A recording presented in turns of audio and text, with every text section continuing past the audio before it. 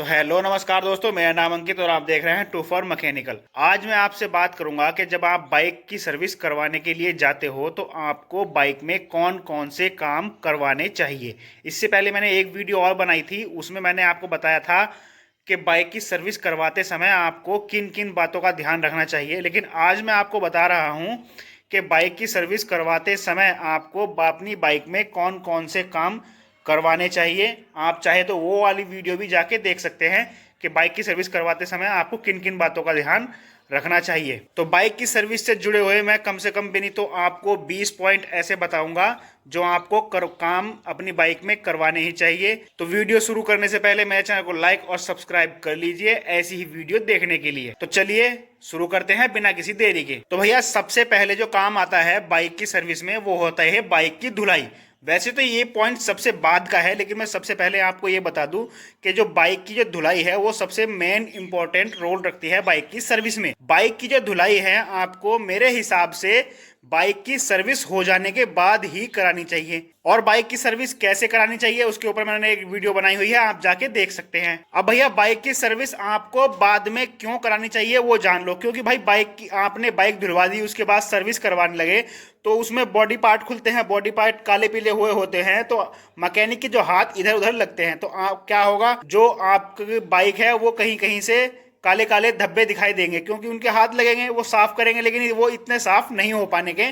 तो मेरी आपको यही राय है कि आप जो अपनी बाइक को धुलवाए सर्विस करवाते समय तो वो आप अपनी बाइक को सर्विस करवाने के बाद ही धुलवाए, क्योंकि फिर सर्विस हो जाएगी, बाइक धुलवाओ और बाइक का पानी सुखाओ और पॉलिश लगाओ, अपने घर ले जाओ। तो भैया फिर जो है दूसरा पॉइंट जो है वो है एयर फिल्टर। एयर फिल्टर जो इधर की साइड होता है, तो अब जो BS6 में बाइक जो आ रही है उसमें एयर फिल्टर अलग तरीके का आ रहा है, स्पंज का एयर फिल्टर नहीं आ रहा है, तो उसको चेक करा लीजिएगा क्योंकि उसको बदलवाना ही पड़ता है, बदलवाना इसको ही पड़ता है, लेकिन ये काफी टाइम तक चल जाता है। इसको खुलवाने के बाद आप पेट्रोल से इसको साफ करा लीजिए क्योंकि इसमें धूल मिट्टी अट जाती है जिसके कारण आपकी बाइक घुट सकती है, ऐसा लगेगा जैसे लोड पड़ रहा हो। तो उसको आप एयर फिल्टर को जरूर से क्लीन करा लिए। और भैया नंबर 3 पर है ऑयल फिल्टर। ऑयल फिल्टर इसमें होता है इंजन ऑयल फिल्टर, किसी किसी बाइक में नहीं होता है, तो यहाँ पे एक ऑयल फिल्टर होता है, तो उसको भी जरूर से चेक करा लीजिएगा क्योंकि जब आप ऑयल डालते हैं तो ऑयल में जब डालते हुए नीचे की तरफ कुछ कचरा जमा होता है और वो भी इसमें चला जाता है, तो वो ऑयल फिल्टर को उसको निकलवाइए और उसको साफ करा लीजिए, वरना अगर कचरा आपके इंजन में जाएगा तो प्रॉब्लम क्रिएट करेगा। और भैया नंबर 4 पर है इंजन ऑयल। जी हाँ, इंजन ऑयल कौन सी बाइक में कौन सा डलवाना चाहिए इसके ऊपर मैंने एक वीडियो बनाई है, आप जाके देख सकते हैं। तो आप इंजन ऑयल इसमें जरूर से डलवाइए, हर सर्विस पे डलवाइए। इंजन ऑयल डलवाने के साथ साथ जब आप ये वाला इंजन ऑयल का बोल्ट खोलते हैं तो इसको प्रॉपरली टाइट कराइए, और एक नीचे वाला एक बोल्ट होता है जिससे इंजन ऑयल निकाला जाता है उसको भी प्रॉपर टाइट कराइए। उसमें एक रबड़ आती है तो उसको भी चेंज करा दीजिए क्योंकि लीकेज मारता है, अगर वो प्रॉपरली टाइट नहीं होता, रबड़ उस पर ठीक से नहीं लगी होती तो वो लीकेज मारता है और बहुत गंदा से दिखाई देता है और आपका इंजन ऑयल कम भी होने लगता है। और भैया नंबर 5 पर आता है, ये मेरे हाथ में जो है स्पार्क प्लग, ये आप देख रहे होंगे। बाइक को चलाने में सबसे ज़्यादा मेन रोल जो अदा करता है वो यही करता है। ये देखिए ये कितना ख़राब हो चुका है, काला हो चुका है, और यहाँ तक कि इसको जरूर से चेक कराइए, हर सर्विस में चेक कराने चाहिए आप, क्योंकि इस पर मोबिल जम जाता है और मोबिल जमने के बाद इसकी जो गैप है ये भी ज़्यादा हो जाती है और गैप ज़्यादा होने की वजह से ये शॉर्ट होने लगता है। वैसे तो इतना महंगा नहीं आता, फिर भी इसको चेक जरूर से कराइए ताकि आपको रास्ते में जाते हुए आपकी बाइक बंद ना हो जाए और ख़राब ना हो जाए, दिक्कत ना आए आपको। और भैया नंबर 6 पर है ब्रेक्सू। ठीक है, ये इसके अंदर ब्रेक्सू है।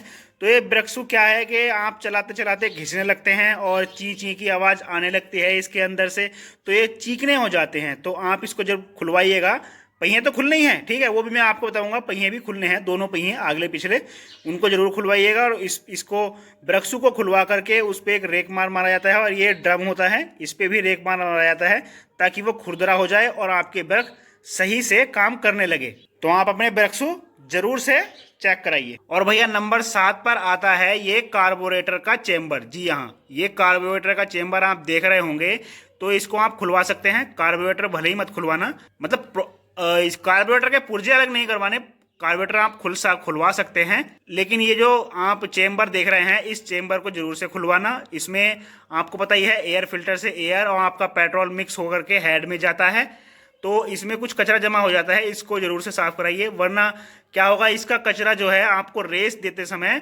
इसका कचरा हेड में जाएगा और आपको आपकी प्रॉब्लम क्रिएट करेगा। तो कहने का मतलब आप इस चेम्बर को भी जरूर से चेक कराएं सर्विस के दौरान। और भैया नंबर 8 पॉइंट है, इधर बैटरी होती है, आप अपनी बैटरी का कनेक्शन जरूर चेक कराइए, आप अपनी बैटरी चेक कराइए, उसके जो दोनों माइनस प्लस के जो कनेक्शन होते हैं उन पे कार्बन जम जाता है, वो जरूर से चेक कराइए। कहने का मतलब आपको अपनी बैटरी भी चेक करानी चाहिए हर सर्विस पे, चाहे वो पानी वाली बैटरी हो चाहे वो बिना पानी वाली बैटरी हो। और भैया पॉइंट नंबर 9 ये है कि चैन सेट। जी हाँ, चैन सेट में आपको एक अगला स्पॉकेट होता है छोटा और एक पीछे स्पॉकेट होता है बड़ा और एक चैन होती है।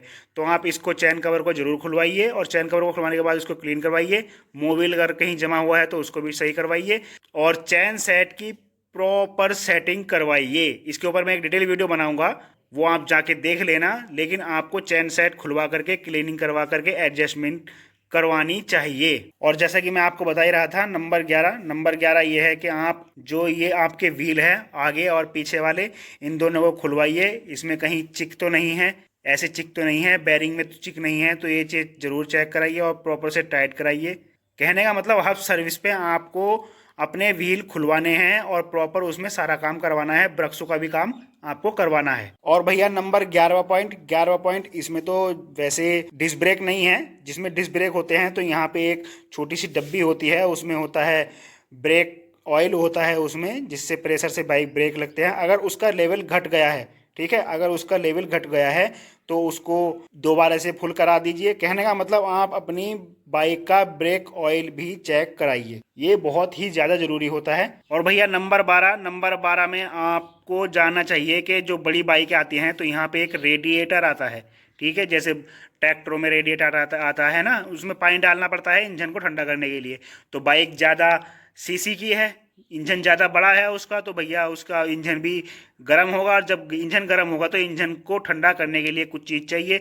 तो यहाँ पे एक रेडिएटर होता है, उसमें जो पानी नहीं डलता, ऑयल डलता है, तो उसका ऑयल जो है वो प्रॉपर चेक कराइए। अगर कम है तो उसको भरवाइए, अगर ख़राब हो गया है तो उसको चेंज जरूर से कराइए। कहने का मतलब आपको रेडिएटर भी सर्विस के दौरान चेक करवाना है। और नंबर भैया 13, नंबर 13 में वही मैंने आपको पहले बताया था, आपको अपनी ब्रेकिंग पूरी से चेक करवानी है, कितने लग रहे हैं कितने नहीं लग रहे हैं, फुल टाइट है या ढीले हैं, अपने हिसाब से एडजस्टमेंट अगले और पिछले ब्रेक करवा लेना। और भैया नंबर 14 में आपको बताना चाहता हूँ, ये केबल वायर आपका ये आउटर होता है, इसके अंदर एक वायर होता है, इसमें क्लच की तार भी होती है, रेस की तार भी होती है, काफ़ी सारी तार होती है और ब्रेक वाली भी तार होती है।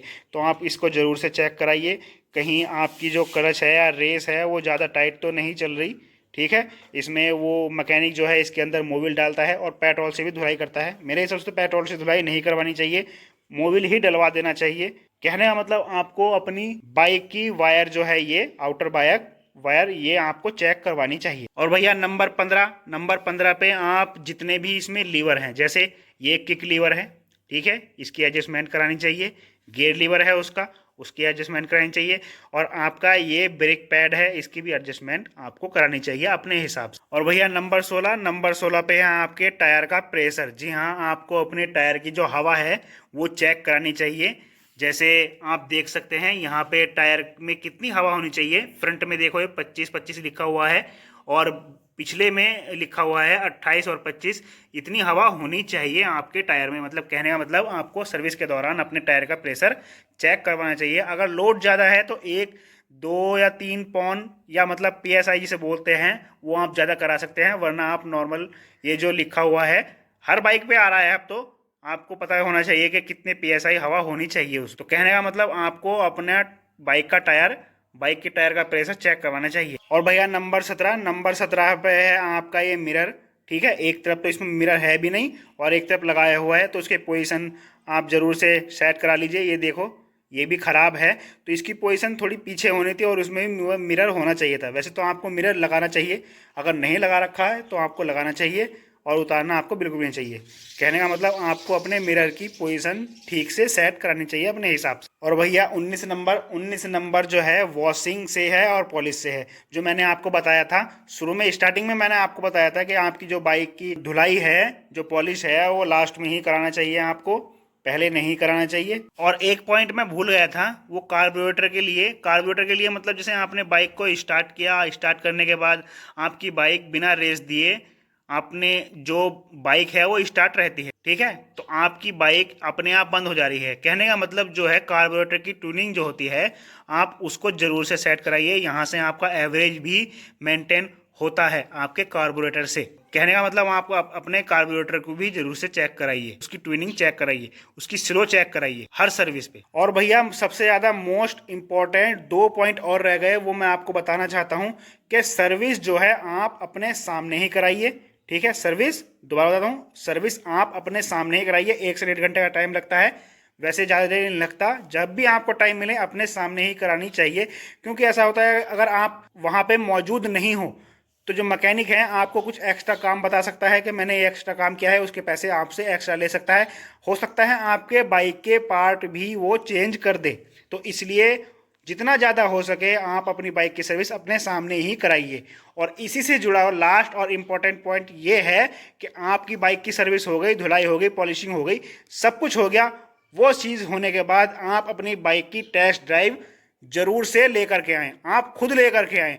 क्या होता है कि मैकेनिक उस पर बैठता है और जाके चला जाता है, आपसे पूछता भी नहीं कि वो आप कुछ लेना चाहोगे या नहीं लेना चाहोगे।